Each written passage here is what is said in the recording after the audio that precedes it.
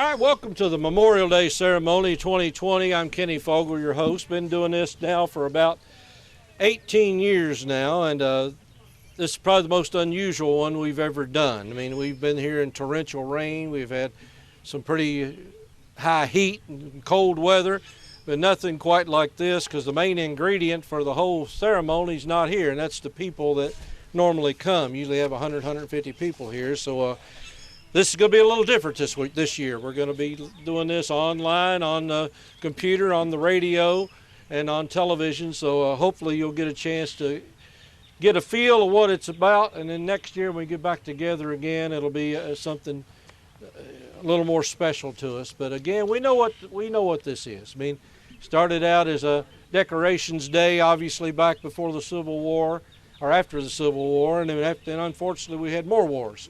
And with the more wars coming in,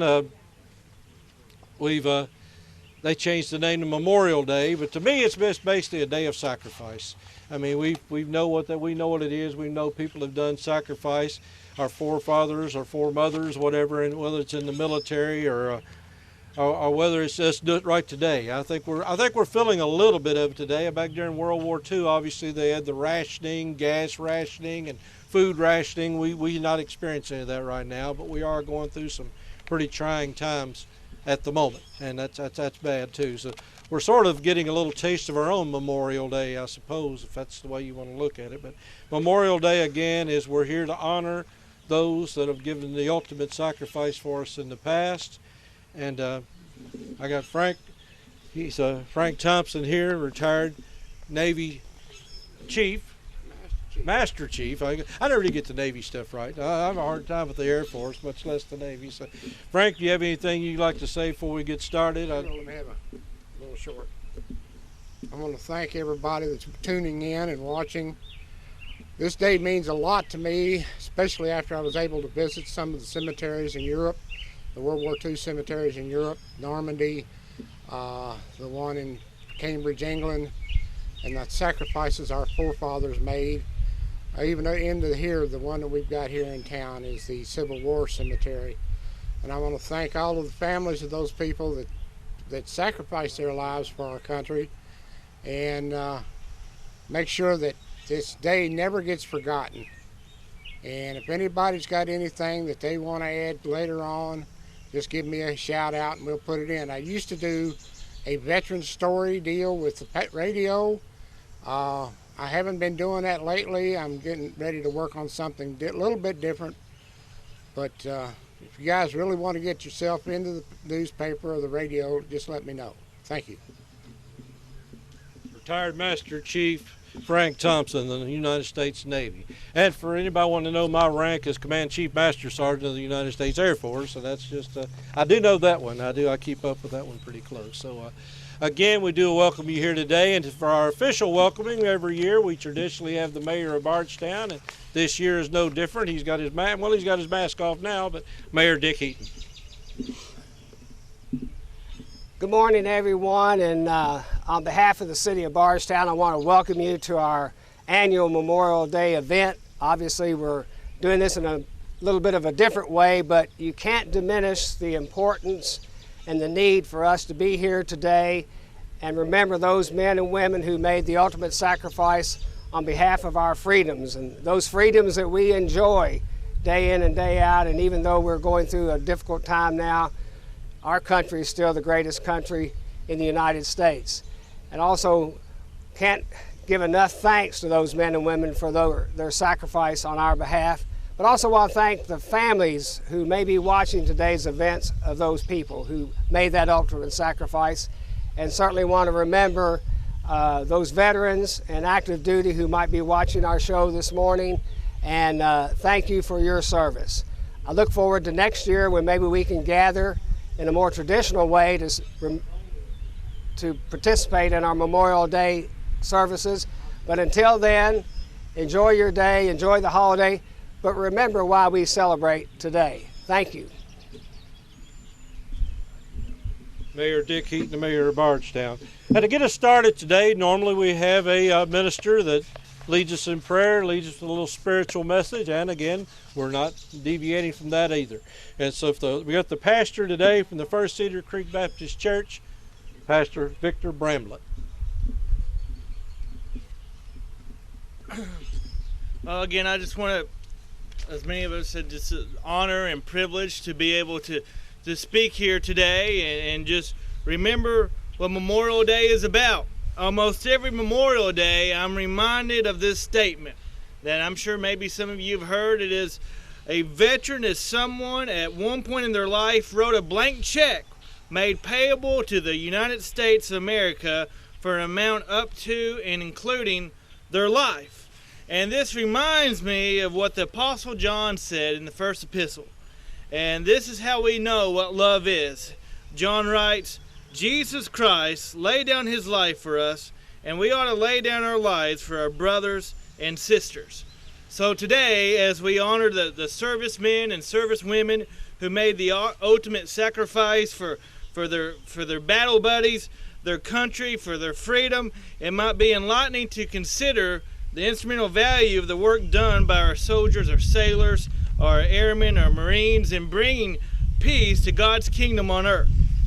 And I do not consider myself a hero or anything of that nature, but thankfully and proudly I can say I do consider some of those close to me a hero. Growing up, my grandfather, he wasn't drafted, but he signed up to serve in World War II in the Navy, fighting in the Pacific. My own wife, she's a lieutenant colonel in the Air National Guard, and she's been all over the world in Germany and Kosovo and Djibouti and Panama and Qatar.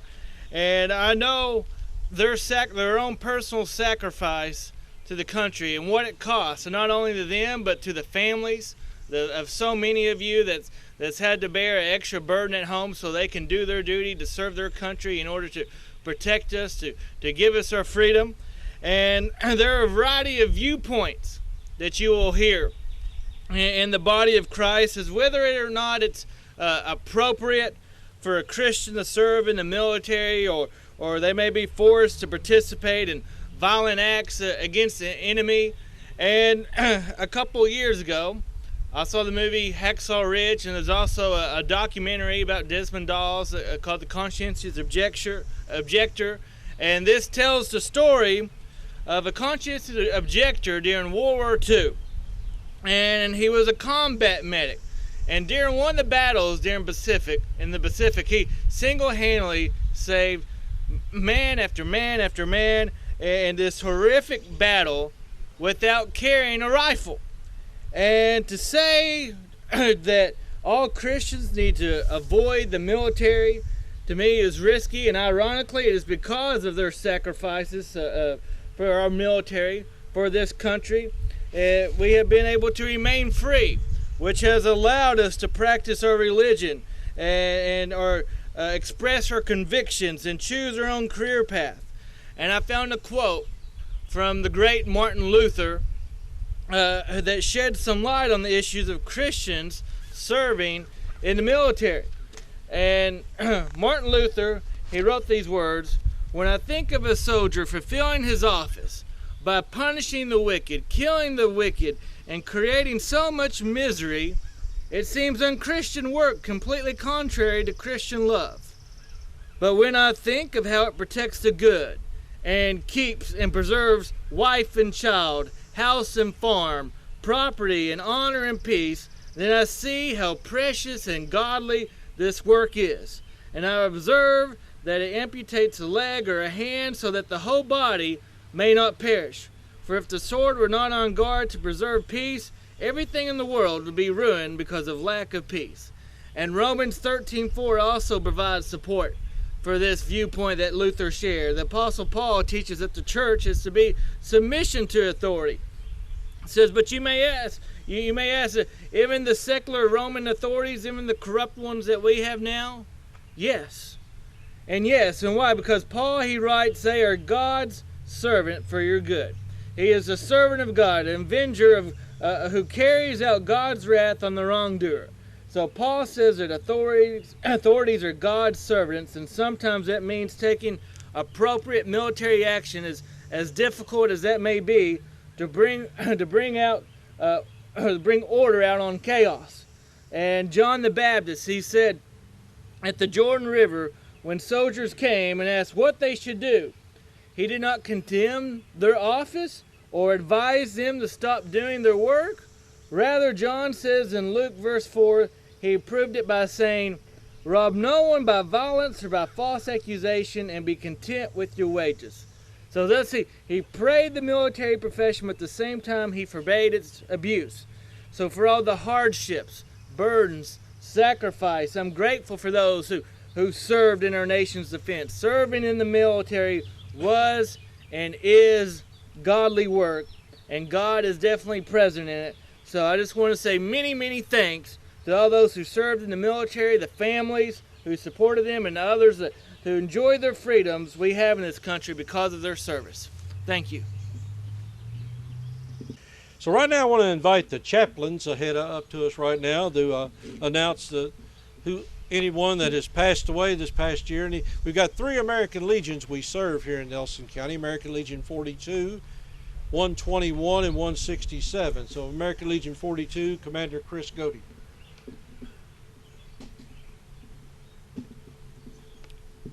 American Legion Nelson County Post 42 has lost 4 members: David Brown, Charles Moore, Milton Wagner, and my dear friend John Ingoat.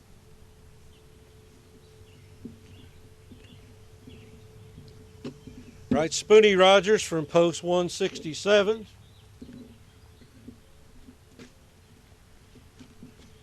On behalf of Post 167, that we lost 1 member, Richard Wycliffe, in June of last year. Thank you. And Post 121, Al Rooks.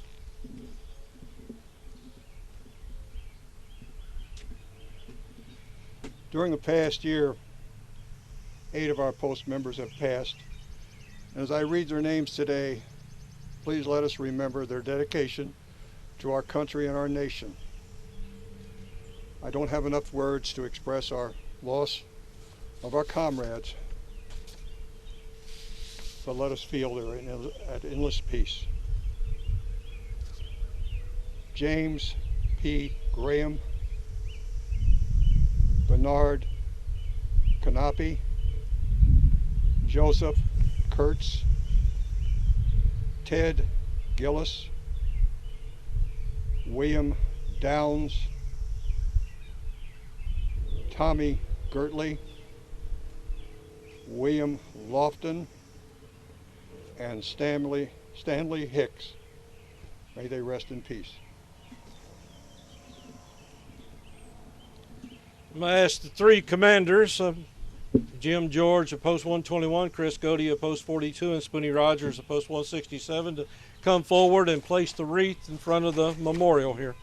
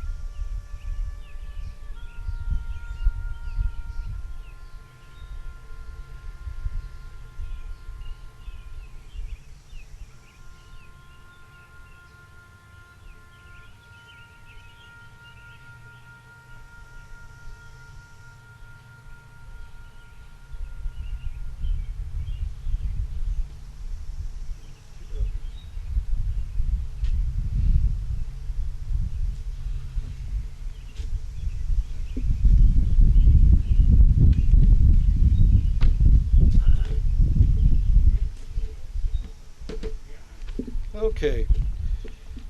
As I mentioned, we'll have just a second. I'll go ahead and get you. You want to do yours right now, or? Whenever. Well, you feel okay standing up here? Yeah. Okay. Well, I'll go ahead and introduce Russ Marlowe. Russ has been doing this with me for 18 years. As a matter of fact, was doing it with Roy Brooks. 20 some years. I knew he did it with Roy Brooks before I came along, so I know Russ has been here. He's been a fixture with the Memorial Day ceremony. So every year we ask Russ to read the suggested speech from the National American Legion, and this year's no different. Russ, please take the stand. Thank you.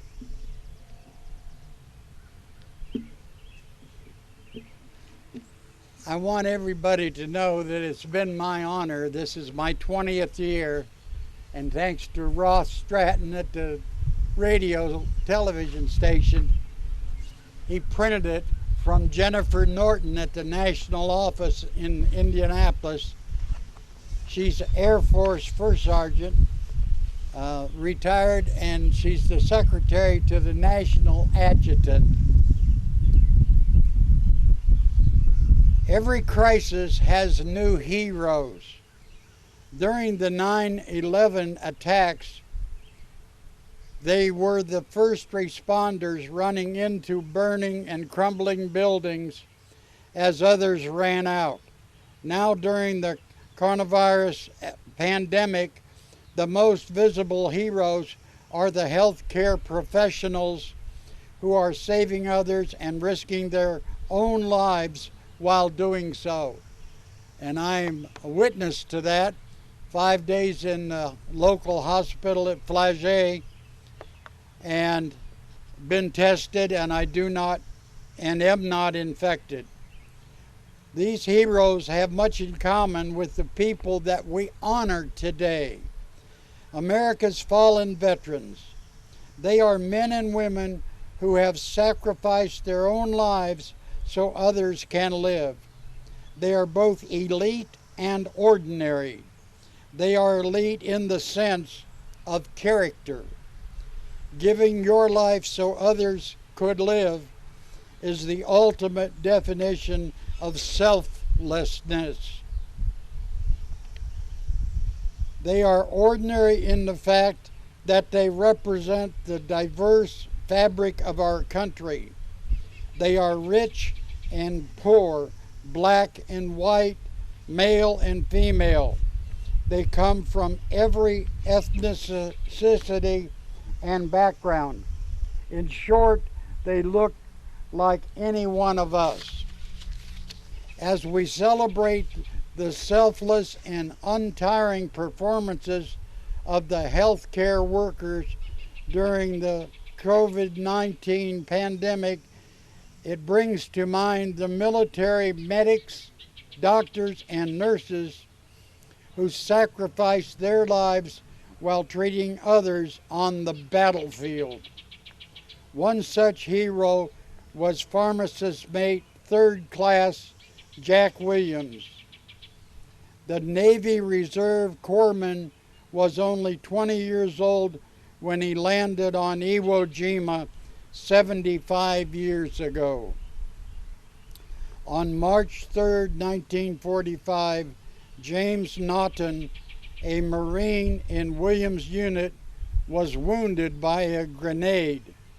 While under intense enemy fire, Williams dragged Naughton to a shallow depression and treated his wounds. Williams used his own body as a screen and was shot 4 times, yet he continued. After he treated Naughton, Williams dressed his own wounds. He then proceeded to treat other Marines. Despite his own immense pain while heading to the rear, he was hit by a sniper's bullet and killed. For his actions, Petty Officer Williams was awarded the Medal of Honor. We also remember Army veterans like Lieutenant Sharon Lane. According to her biographer, Philip Bilger, Lieutenant Lane threw herself into her work as a nurse. While serving in Colorado, she requested a transfer to Vietnam. There at least you're busy 12 hours a day, 6 or 7 days a week, she said in a 1968 letter to her parents. Her dedication was obvious, even as she treated enemy Viet Cong soldiers who would return the favor by kicking, cursing, and spitting at their American captors. In the early morning of June 8, 1969, Sharon's tour of duty ended. A Soviet-built rocket struck the hospital. Lieutenant Sharon A. Lane was killed in action at age 25. If she were still here, her skills as a nurse might still be benefiting us during the current crisis. But not all of the heroes working during the COVID-19 pandemic are in the healthcare industries. Grocers, first responders, delivery workers, and drive-through restaurant employees are just a few of the many people that we rely on to provide vital services for society while risking their own safety.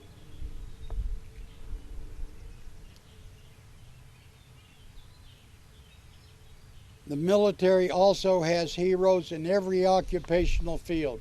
Truck drivers, cooks, administrative clerks have all paid the ultimate price at sea, on land, or in the air. Military service requires great risk. Roy Knight Jr. was a pilot in the U.S. Air Force on May 19, 1967. He was shot down while attacking a target on the Ho Chi Minh Trail in Laos. He was posthumously promoted to colonel. Last year, a joint team from the Defense POWMIA accounting agency discovered and later identified Colonel Knight's remains.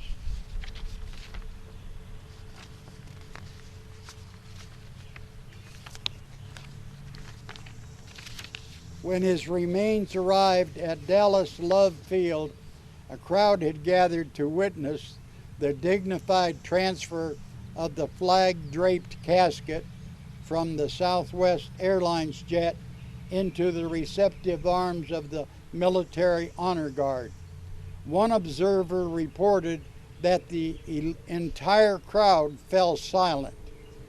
The Southwest flight was piloted by another Air Force veteran, Colonel Knight's son. That's pretty awesome. Brian Knight was only 5 years old when he said goodbye to his father as the elder Knight left for Vietnam. This is yet another legacy that these heroes leave behind, a legacy that includes their sons, daughters, grieving parents, grandparents, and friends. Their heroic acts are sometimes performed to protect those with whom they serve. Corporal Jason Durham was a squad leader with the 3rd Battalion, 7th Marines in Iraq. On April 14, 2004, his squad approached a Toyota Land Cruiser. After his squad discovered AK-47s in the vehicle, the enemy insurgent exited and engaged in hand-to-hand fighting with the unit. The driver dropped a grenade. To save his fellow Marines, Corporal Durham made the ultimate sacrifice. He threw himself on the grenade and tried to use his helmet to shield the blast. Severely wounded by the grenade's fragments, Corporal Durham was taken off life support 8 days later. Corporal Durham died so other Marines could live. He too was awarded the Medal of Honor for his gallantry.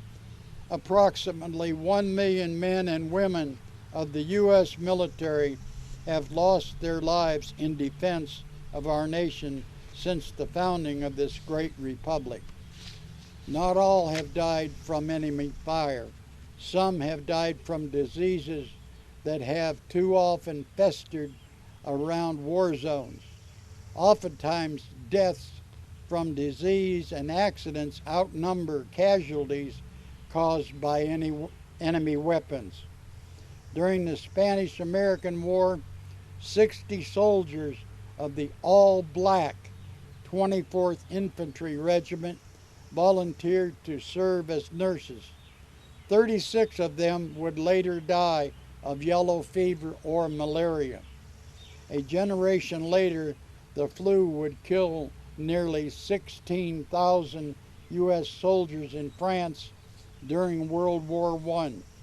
Another 30,000 American service members died in stateside camps. These men and women could have isolated safely in their homes, but they knew they had an important job to do, a mission to accomplish. They were all on a mission to serve. Even when the enemy is an invisible virus or a microscopic germ, the sacrifices made are just as meaningful. The U.S. military has already lost service members to COVID-19. This Memorial Day, as we continue to honor those who fell for us in battle, let's also pause to remember those who have also sacrificed their lives while serving others. May God bless them. May God bless you for remembering them here today. Thank you. I have two people I want to pay homage to. One is Dr. Harry Spalding, a Korea-era veteran who is 93.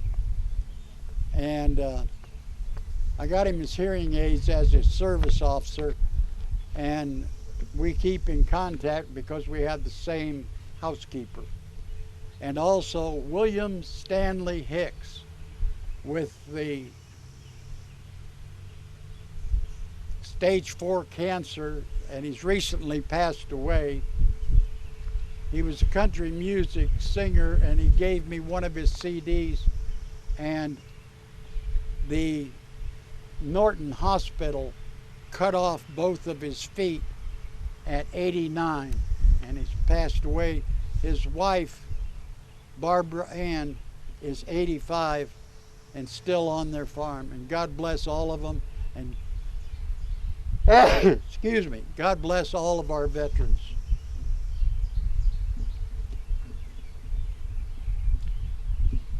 All right, thank you, Russ. We appreciate the words of wisdom from our national commander. And as we come to the conclusion today for this part here at the cemetery, again, I'm going to make sure we let everybody know that this is a special edition, that next year we hope to have everybody, all 150 to 200 people of you here, back with us again next year. We really hope you're home safe and going through this, and we're depending on some really different heroes this year that we don't normally honor, but we should, as our medical professionals, and they're the ones out there on the front line right now, and that front line is pretty important to us, and we know that. So I'm going to invite up the Scouts of Nelson County right now, as they've been worked with us the last year or so to help us do the flags. So I'd like to have them come up right now and again conclude this ceremony with raising the flag. We do have it at half-mast, and it stays at half-mast until they put it to full mast. So please come ahead. Just take that down as slow as possible, and get it down to the bottom. Take it back up quick.